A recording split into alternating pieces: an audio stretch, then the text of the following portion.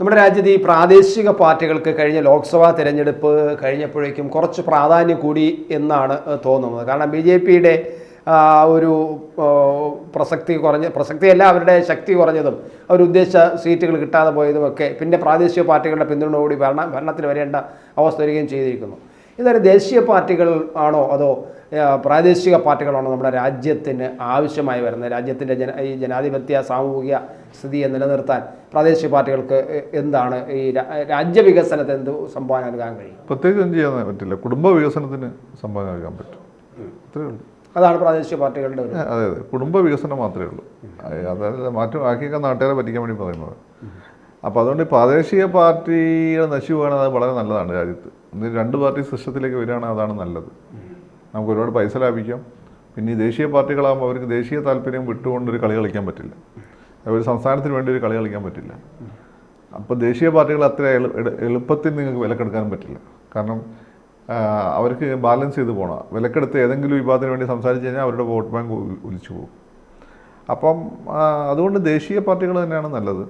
പക്ഷേ ഇന്ത്യ വിരുദ്ധ ലോബിക്ക് എപ്പോഴും നല്ലത് അവരാഗ്രഹിക്കുന്ന ഇവിടെ ഈ ഫ്രാക്ചേർഡ് മാൻഡേറ്റ് വരണം, ഈ പ്രാദേശിക പാർട്ടികൾ ശക്തിപ്പെടണം. അതുകൊണ്ട് പ്രാദേശിക പാർട്ടികൾ ശക്തിപ്പെടുത്താൻ വേണ്ടി അവർ ഇഷ്ടംപോലെ ഫണ്ട് വയ്ക്കുകയും ചെയ്യും, ഇന്ത്യ വിരുദ്ധ ശക്തികൾ. മാത്രമല്ല അവർ ഈ പറയുന്ന ഇന്റർനാഷണൽ വിദേശ ശക്തികൾ ഉൾപ്പെടെ വിദേശ ശക്തികൾ കണക്കാക്കി നിങ്ങൾ. കാരണം ഇന്ത്യ എന്ന് വെച്ചാൽ വലിയൊരു മാർക്കറ്റല്ലേ, ഒരു അതിഭീകര മാർക്കറ്റാണ്, അത് വലുപ്പമുള്ള ഒരു മാർക്കറ്റാണ്. പിന്നെ രണ്ടാമത്തെ കാര്യം എന്ന് വെച്ചാൽ വലിയൊരു പോപ്പുലേഷൻ, അതും ലിറ്ററേറ്ററായി മാറിക്കൊണ്ടിരിക്കുന്ന വലിയൊരു പോപ്പുലേഷൻ, വലിയൊരു പാരമ്പര്യം, വലിയൊരു സംസ്കാരം, കണ്ടിന്യൂസ് ആയിട്ടുള്ള സാംസ്കാരികമായിട്ടുള്ള ഒരു പാരമ്പര്യം, ഇതൊക്കെ ഉള്ളൊരു രാജ്യമാണ്. ഇങ്ങനെ ഒരു രാജ്യം ലോകത്ത് വേറെ ഇന്ത്യ മാത്രമേ ഉള്ളൂ. വേറെ ചൈന ഉണ്ടെന്ന് പറഞ്ഞാൽ ചൈന കമ്മ്യൂണിസ്റ്റുകാരുടെ കയ്യിൽ വീണതുള്ളൂ. പക്ഷെ നമ്മളത്ര വൈജാത്യം അവർക്കില്ല. ചരിത്രത്തിൽ പോലും നമുക്ക് ഉള്ള അത്ര പിന്നെ വൈരുദ്ധ്യങ്ങളും എന്താ പറയുക വൈജാത്യങ്ങളും അവർക്കില്ല. അപ്പം അവരെ സംബന്ധിച്ചിടത്തോളം ഏകദാനം ഏതാണ്ട് ഒരു മണ്ടാരിൻ ഭാഷ സംസാരിക്കുന്ന ആളുകളുടെ ഏകദാനമായിട്ടുള്ള ഒരു കണ്ടിന്യൂസ് സിവിലൈസേഷനാണ്. നമ്മളതല്ല, പലതരത്തിലുള്ള സംസ്കാരങ്ങളാണ്. ഇപ്പോൾ ആഫ്രിക്ക ഒരുമിച്ചെടുത്ത രാജ്യമാക്കി എങ്ങനെ ഉണ്ടോ അതുപോലുള്ള സംസ്കാരമാണ്. അതിൻ്റേതായ ഒരുപാട് പൊട്ടൻഷ്യൽ നമുക്കുണ്ട്. ലോകത്തുള്ള ഒരു എല്ലാ ക്ലൈമറ്റിക് കണ്ടീഷനുള്ള രാജ്യമാണ്. ഹിമാലയത്തിൽ ദുരമുഖങ്ങൾക്ക് തത്തുല്യമായ മഞ്ഞ്, പിന്നെ മരുഭൂമി എന്ന് വെച്ചാൽ സഹാറയ്ക്ക് തത്തുല്യമായ മരുഭൂമി. ഇപ്പം കേരളത്തിലേക്ക് വന്നു കഴിഞ്ഞാൽ ഈ പറയുന്ന പോലെ ലാറ്റിൻ അമേരിക്കൻ രാജ്യങ്ങൾക്ക് തത്തുല്യമായിട്ടുള്ള മാരിടൈം ഇമ്പാക്റ്റുള്ള കടൽ തീരം. അപ്പം അതുപോലെ തന്നെ പീഠഭൂമികൾ, ബ്രഹ്മപുത്ര അങ്ങോട്ടൊക്കെ പോയി കഴിഞ്ഞാൽ ഈ പറയുന്നതിന് മാതിരി ഈ ഫിലിപ്പൈൻസിലൊക്കെ ഉള്ള പോലെ നിബിഡ വനങ്ങൾ, അല്ലെങ്കിൽ ആഫ്രിക്കയിലൊക്കെ ഉള്ള പോലെ. അങ്ങനെ ഇന്ത്യ ശരിക്കും ഇറ്റ്സെൽഫ് എ യൂണിവേഴ്സ് എന്നുള്ളതാണ്.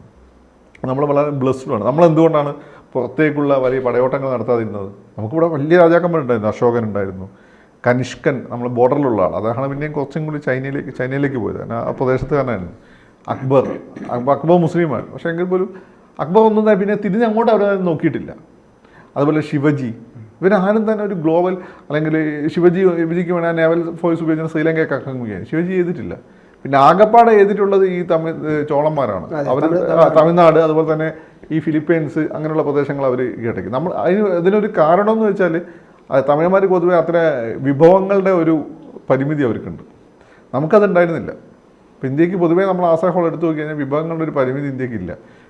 വിഭവങ്ങളുണ്ടായിരുന്നു. വിഭവങ്ങളില്ലാത്തതുകൊണ്ടാണ് സാഹിബ് കടലേറി ഇവിടെ വന്നത്. മനസ്സിലായില്ലേ? വിഭവങ്ങളില്ലാത്തതുകൊണ്ടാണ് ഇവർ ലോകത്തിൻ്റെ അറബികൾ, തുർക്കികൾ മറ്റു സ്ഥലങ്ങളിലേക്ക് പോയത്. അപ്പോൾ അതാത് സ്ഥലത്ത് വിഭവങ്ങളുള്ള ആളുകൾ, ജീവിക്കാനുള്ള ഗതിയുള്ള ആളുകൾ മറ്റുള്ളവരെ ഉപദ്രവിക്കാൻ പോവില്ല. കാരണം മറ്റുള്ളവർ ഉപദ്രവിക്കാൻ നിങ്ങൾ കൂടി പണി കിട്ടുമല്ലോ. അപ്പോൾ അതില്ലാത്തവരാണ് പോകുക. നമ്മളെപ്പോഴും സെൽഫ് സഫിഷ്യൻ്റ് ആയിരുന്നു. നമ്മളെ സെൽഫ് സഫിഷ്യൻസി നശിപ്പിച്ചത് ഈ ബ്രിട്ടീഷ് ഇമ്പീരിയലിസമാണ്. ഇവിടുത്തെ സമ്പത്ത് മൊത്തം $300 ട്രില്യൺ ശശി തരൂർ കണക്ക് തന്നത്. അങ്ങനെ ഇപ്പോഴത്തെ യഥാർത്ഥത്തെ ഗ്ലോബൽ ഇക്കോണമിയുടെ എക്സാക്ട്ലി നമ്മൾ നോക്കുകയാണെങ്കിൽ അതിൻ്റെ വലിയൊരു പങ്ക് വരും. അങ്ങനെയാണ് അവരവിടെ വ്യവസായ വിപ്ലവം നടത്തിയത്. ഇവിടെ നിന്നെല്ലാം അടിച്ചു മാറ്റി കൊണ്ടുപോയിട്ടാണ്. എന്നിട്ട് നമ്മളെ ദരിദ്രരാക്കി. ആ ദരിദ്രരാക്കി അവിടെ നിന്നാണ് നമ്മൾ പൊടിച്ചു വരുന്നത്. ഇപ്പോൾ എല്ലാവരും പറയും രണ്ടാം ലോക മഹായുദ്ധത്തിൽ ബോംബിട്ട് നശിപ്പിച്ച ജപ്പാൻ ഇത്ര പെട്ടെന്ന് വളർന്ന് നമുക്കെന്താ വളരാൻ പറ്റാതിരുന്നത്? അതിൻ്റെ മുമ്പ് വലിയ ശക്തിയായിരുന്നു നമ്മൾ. മൊത്തം അമ്മമാർ എടുത്തുണ്ട്, ബോംബിട്ടില്ല എന്നുള്ളൂ. ന്യൂക്ലിയർ ബോംബിനെക്കാട്ടും വലിയ ഇമ്പാക്റ്റ് ഉണ്ടാക്കി. വലിയൊരു പോപ്പുലേഷനെ തന്നിട്ട് പോയി. എന്നാൽ ഒരുപാട് പ്രശ്നങ്ങളും തന്നിട്ട്, അന്ന് ബ്രിട്ടീഷുകാർ വരുന്നതിന് ഇവിടെ ഹിന്ദു മുസ്ലിം പ്രശ്നമൊന്നുമില്ല. ഒരുപാട് പ്രശ്നങ്ങളും തന്നിട്ട് അവരങ്ങ് പോയി. എന്നിട്ട് കുത്തിത്തിരിപ്പ് ഉണ്ടാക്കുകയും ചെയ്തു. അതിനെ മറികടന്നാണ് നമ്മളിവിടെ എത്തിയത്. ജപ്പാനെ സംബന്ധിച്ചോളം അതല്ല. ജപ്പാന് സ്വയം ആധുനികവൽക്കരിക്കപ്പെട്ട ഒരു രാജ്യമാണ്. അവർക്ക് നല്ല ഇൻഡസ്ട്രി ഉണ്ടായിരുന്നു. നമുക്ക് ഇൻഡസ്ട്രി ഇല്ലായിരുന്നു. ബ്രിട്ടീഷുകാർ പോകുമ്പോൾ നമുക്കിവിടെ കാര്യമായിട്ട് ഇൻഡസ്ട്രി ഇല്ല. അവർ അവരുടെ താല്പര്യത്തിൽ ഉണ്ടായിക്കൊണ്ട് ഇൻഡസ്ട്രി ഉള്ളൂ. അപ്പോൾ സ്വയം ആധുനികവൽക്കരിക്കപ്പെട്ട് ലോകത്ത് രണ്ടാം ലോക മഹായുദ്ധമാകുമ്പോൾ റഷ്യനെ വരെ തോൽപ്പിച്ച അമേരിക്കയെ പേടിപ്പിച്ച വലിയ ശക്തിയാണ്. അതിനെ ബഹുമാൻ ബോംബിട്ടെന്നുള്ളൂ, 2 നഗരങ്ങൾ ബോംബിട്ടെന്നേ ഉള്ളൂ. പിന്നെ ബാക്കി അമേരിക്ക ഇഷ്ടംപോലെ ഫണ്ടും കൊടുത്തിട്ടുണ്ട് ഡെവലപ്പ് ചെയ്യാൻ. അങ്ങനെയാണ് അവർ ഡെവലപ്പ് ചെയ്ത്. നമുക്കിതൊന്നും ഇല്ലായിരുന്നു, നമ്മൾ സീറോ എന്നാണ് തുടങ്ങിയത്. അപ്പോൾ ജപ്പാൻ ഇത്തിരി ഡെവലപ്പ് ചെയ്തില്ലേ, ചെറിയ രാജ്യമാണ് ജപ്പാൻ. നമ്മളെ പോലെ ഇത്തിരി വിശാലമായ രാജ്യ പോപ്പുലേഷൻ ഒന്നും അവർക്കില്ല. പിന്നെ ഇഷ്ടംപോലെ അമേരിക്ക ഫണ്ടും വന്നിട്ടുണ്ട്. ഇന്ത്യ എന്തുകൊണ്ട് ഇങ്ങനെ ആയിപ്പോയി നോക്കുന്ന മണ്ടന്മാരുണ്ട്. ബോധം വിവരം വേണ്ടേ, മൊത്തം ഊറ്റിയെടുത്ത് കൊണ്ടുപോയതാണ്. അപ്പോൾ അങ്ങനെ വരുമ്പോൾ നമ്മുടെ ഈ ദേശീയ പാർട്ടികൾ സത്യത്തിൽ ഇപ്പോൾ BJPയുടെ ഒരു കാലഘട്ടത്തിൽ കഴിഞ്ഞ 10 വർഷമായിട്ട് ദേശീയ പാർട്ടി ഇങ്ങനെ ശക്തമായി വരുന്നത് കൊണ്ടാണ് നമ്മുടെ രാജ്യം ഇത്രയും ഡെവലപ്പായി വരാൻ പോകുന്നതും എന്നൊക്കെ നിങ്ങൾ നോക്കിയോ ഈ സഖ്യകക്ഷി ഡേഷുകൾ വന്നതിന് ശേഷം കാര്യമായിട്ട് എന്താണ് ഡെവലപ്മെൻറ്റ് ഈ രാജ്യത്തുണ്ടായിരുന്നു? കോൺഗ്രസിൻ്റെ ഡിക്ലൈൻ വന്നു 90s കൂടി. അതിനുശേഷം പിന്നെ ഇടക്കാലത്ത് ഇവന്മാർ വന്നു, ഒരു ഫയൽ പോലും നീങ്ങിയിട്ടില്ല. മൊത്തം പ്രശ്നം. ആ സമയത്താണ് പിന്നെ എന്താണ് ഇപ്പോഴത്തെ അന്നത്തെ കേന്ദ്ര ആഭ്യന്തര മന്ത്രിയുടെ മകളെ ബഹുമാനം തട്ടിക്കൊണ്ടുപോയത് കാശ്മീർ തീവ്രവാദികൾ. അങ്ങനെയുള്ള എല്ലാ ഒരു ഫയലും കാര്യത്തിൽ നീങ്ങി ഒന്നും നടന്നു. അഴിമതി ഇഷ്ടംപോലെ ആൾക്കുകയും ചെയ്തിട്ടുണ്ട്. അത് കഴിഞ്ഞ് മൻമോഹൻ സിംഗ് വന്നു, നരസിംഹറാവ് വന്നു. ഏതാണ്ട് അയാൾ കർണാടക സഹായത്തോടു കൂടി അത്യാവശ്യം ഭൂരിപക്ഷമൊക്കെ ഉണ്ടാക്കിയ സമയത്താണ് ഇവിടെ റിഫോംസ് ഒക്കെ വന്നത്. അത് കഴിഞ്ഞ് പിന്നെയും ഇവന്മാർ വന്നു, ഒന്നും നടന്നില്ല. പിന്നെ വാജ്പേയി വന്നതിന് ശേഷമാണ് പിന്നെ മുന്നോട്ട് പോയത്. പിന്നെ വാജ്പേയിക്ക് ശേഷം പിന്നെ ആര് വന്നു? കോൺഗ്രസ് വന്നപ്പോൾ അവർക്ക് കണ്ടിന്യൂസ് ആയിട്ട് ഭരിക്കാൻ പറ്റി. പക്ഷേ ഈ അഴിമതി മൊത്തം ഉണ്ടാക്കിയത് ഇവരെ, കോൺഗ്രസ്സുകാരല്ല. കോൺഗ്രസ് ചിദംബരം കുറച്ച് അവിടെ ഇവിടെയൊക്കെ ഉണ്ടാക്കിയെന്നല്ല, കോൺഗ്രസ്സുകാരല്ല ഉണ്ടാക്കിയത്. പിന്നെ കുറച്ച് ആളുകൾ അവിടെ പൈസ ഉണ്ടാക്കിയിട്ടുണ്ട്. പക്ഷേ ഈ ഭീകരമായ അഴിമതികൾ മൊത്തം നടത്തിയിട്ടുള്ളത് ഈ ദ്രാവിഡ പാർട്ടികളും മറ്റുമാണ്. അത് ഈ പ്രാദേശിക പാർട്ടികളാണ്. ഇപ്പോൾ ഈ ദ്രാവിഡ പാർട്ടികളെ കുറിച്ച് പറയുമ്പോഴാണ് നമ്മൾ അതും കൂടെ പറയണമല്ലോ. അപ്പോൾ തമിഴ്നാട്ടിൽ ഈ ദ്രാവിഡ പാർട്ടികളുടെ ഒരു പ്രസക്തി അതല്ലെങ്കിൽ അവരുടെ ഒരു സ്വാധീനം കുറഞ്ഞു വരികയാണ്. കാരണം അവിടെ ഒരു BJP വല്ലാതെ ഒരു അണ്ണാമലയുടെ നേതൃത്വത്തിൽ കയറി വരുന്നുണ്ട്. അപ്പോൾ സ്വാഭാവികമായിട്ട് അതൊരു ദേശീയ പാർട്ടിയാണ് BJP. കാരണം ഒഡീഷയിൽ അങ്ങനെയാണ് സംഭവിച്ചത്. ഒഡീഷയിൽ 10, 20, 24 വർഷം കൊണ്ടാണ് വളരെ പാടുപെട്ടിട്ടാണ് ദേശീയ പാർട്ടിയായ BJP അവിടെ ഒരു അധികാരം പിടിച്ചെടുത്തത്. ബിജു ജനതാദളിൻ്റെ ഒരു കേന്ദ്രമായിരുന്നു. അപ്പോൾ അതുപോലെ തമിഴ്നാടിനും അങ്ങനെ ഈ പറയുന്ന ഈ ദ്രാവിഡ രാഷ്ട്രീയം ഇങ്ങനെ മുറ്റി നിൽക്കുന്ന തമിഴ്നാടിനെ മാറ്റിമറിച്ചിട്ട് ഒരു ദേശീയ പാർട്ടിയുടെ ഒരു സ്വാധീനം ശക്തമാക്കാൻ ഈ അവിടെ കഴിയുമോ? ഈ ദ്രാവിഡ ഒരു പ്രാദേശിക ആ ഒരു പാർട്ടി സ്വഭാവത്തെ തകിടം മറിക്കാൻ കഴിയുമോ? അല്ല, അവിടെ 2 പ്രശ്നമുണ്ട്. അവിടെ ഇപ്പം നടക്കുന്ന ദ്രാവിഡ പാർട്ടികളുടെ നേതൃത്വത്തിലുള്ള കൊള്ളയാണ്. അത് എസ്പെഷ്യലി MGRന് ശേഷം കരുണാനിധിയുടെ അവസാന കാലമാണെന്ന് അവരുടെ കൊള്ള അവിടെ കുടുംബങ്ങൾ നന്നാവുന്നു. ശരിയായ ദ്രാവിഡ പാർട്ടിയാണെങ്കിൽ എങ്ങനെയാണ് രാജാവിനെ പോലെ അച്ഛനിൽ നിന്ന് മകനിലേക്ക്, മകൻ്റെ മകനിലേക്ക് അധികാരം പോവുക? അല്ലയോ ഒരു ജനനേതാവിന് ഗേൾഫ്രണ്ടിലേക്ക്, പിന്നെ ആ ഗേൾഫ്രണ്ടിനെ വെട്ടിയെടുത്ത ശശികലയിലേക്ക് അധികാരം പോവുക? സംഭവിക്കില്ല. അപ്പോൾ അവിടെ ദ്രാവിഡ രാഷ്ട്രീയമുണ്ട്. അത് അവിടെ വളരെ ശക്തമാണ്, അവരുടെ ബ്ലഡിലുള്ളതാണ്. ആ ദ്രാവിഡ രാഷ്ട്രീയം എന്ന് വെച്ചാൽ ആൻറ്റി ഹിന്ദുത്വം ആൻറ്റി ഇന്ത്യനുമാണ്. അത് ഈ ആൻറ്റി ഇന്ത്യനാണ്. അത് ബേസിക്കലി അതിൻ്റെ ഒരു ബാക്ക്ഗ്രൗണ്ട് ഉണ്ടാക്കി വന്നത് ക്രിസ്ത്യൻ മിഷണറീസ് ആണ്. അവരാണ് ആദ്യമായിട്ട് അവർക്ക് ഒരു പ്രോപ്പർ പുതിയ നിഘണ്ടുവൊക്കെ ഉണ്ടാക്കി കൊടുത്തത്. അവർ എഡ്യൂക്കേഷൻ രംഗത്തൊക്കെ ഒരുപാട് പുരോഗതി ഉണ്ടാക്കി. പക്ഷേ ഈ രീതി വിത്തിട്ടതവരാണ്. ആ വിത്തിൻ്റെ മുകളിൽ നിന്നാണ് ഈ പറഞ്ഞിട്ടുള്ള ഇയാൾ ജസ്റ്റിസ് പാർട്ടി നേതാവ് പെരിയോ ഇതിനെ ഭീകരമായ രീതിയിൽ വളർത്തിക്കൊണ്ടുവന്നത്. അങ്ങനെ 4 തലമുറയായിട്ട് ഇപ്പോൾ ഉള്ളതെന്ന് വെച്ചാൽ ദ്രാവിഡന്മാരെന്ന് വെച്ചാൽ ആദിമകാലം തൊട്ട് സിന്ധു നദി തടത്തുനിന്ന് വന്ന ആളുകളാണെന്നും അവരവിടെ നിന്ന് ഓടിച്ചത് ഈ പറഞ്ഞ ബ്രാഹ്മണൻസ് ഉത്തരേന്ത്യക്കാർ ഹിന്ദുക്കളാണെന്നും അതുകൊണ്ട് അവർക്കെതിരെ ഫൈറ്റ് ചെയ്യാന്നുള്ള നമ്മുടെ ജീവിത ലക്ഷ്യമാണെന്ന് കരുതുന്ന ആളുകളായി മാറി. അവരുടെ ഇടയിൽ എങ്ങനെയാണ് BJP ക്ലച്ച് പിടിക്കാൻ ഇനിയും കണ്ടറിയേണ്ടതാണ്. അവിടെ അവരുടെ ഇടയിൽ ഉണ്ടായിട്ടുള്ള ജീർണതയ്ക്കെതിരെ ഒരു മൂവ്മെന്റ് ഉണ്ട്. അതാണ് വിജയ് ഒക്കെ ഇപ്പം റെപ്രസെന്റ് ചെയ്യുന്നത്. പക്ഷെ വിജയ് ഒരു ഭാഗത്ത് അത് റെപ്രസെന്റ് ചെയ്യുമ്പോഴും അവിടെ ഒരു വ്യക്തി കൾട്ടിലേക്ക് പോവുകയാണ്. ഒന്ന് നിയോ ദ്രവിഡിയനിസം എന്ന് നമുക്ക് പറയാം.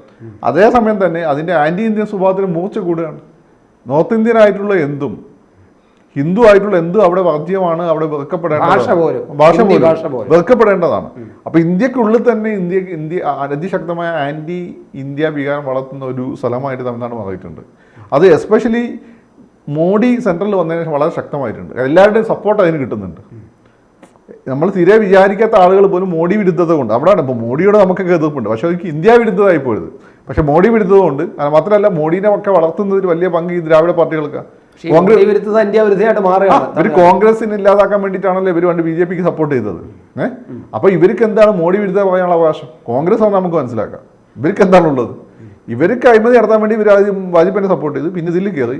ഇപ്പോൾ മോഡി ആണെങ്കിൽ മോഡി ഒരു പരിധി കൂടുതൽ അയാൾ കളിയൊന്നും സമ്മതിക്കില്ല, പിന്നെ അയാൾക്ക് സ്വന്തം മാൻഡേറ്റ് ഉണ്ട്. അതാണ് പ്രശ്നം. ഇപ്പോൾ മോഡി വിരുദ്ധൻ്റെ പുറത്ത് ഇന്ത്യ വിരുദ്ധ എന്തും പറയാമെന്നുള്ള തോന്നൽ തമിഴ്നാട്ടിലുണ്ട് ഇപ്പോൾ. അതിനെ പുറത്തുള്ള ഇന്ത്യയെ തകർക്കണമെന്ന് ആഗ്രഹിക്കുന്ന ശക്തികൾ, ഇടതും വലതുമുള്ള വിവിധ മതസംഘടനകൾ എന്ന് വെച്ചാൽ തീവ്ര ഇസ്ലാമിസ്റ്റുകളുണ്ട്, അതിതീവ്ര ക്രൈസ്തവവാദികളുണ്ട്, ഇവരെല്ലാം തന്നെ തീവ്ര കമ്മ്യൂണിസ്റ്റ്. ഇപ്പോൾ CPM CPI ഇല്ല. ഇപ്പോൾ CPM പറ്റിയൊക്കെ കേരളത്തിൽ കുറ്റം പറയുന്നത് എന്താ പറയുക, ഈ പറയുന്ന നക്സലൈറ്റുകളൊക്കെ ഇവർ ദേശീയവാദികളാണ്. EMS നമ്പൂതിരിപ്പാട് അല്ലെങ്കിൽ BS അച്യുതാനന്ദൻ.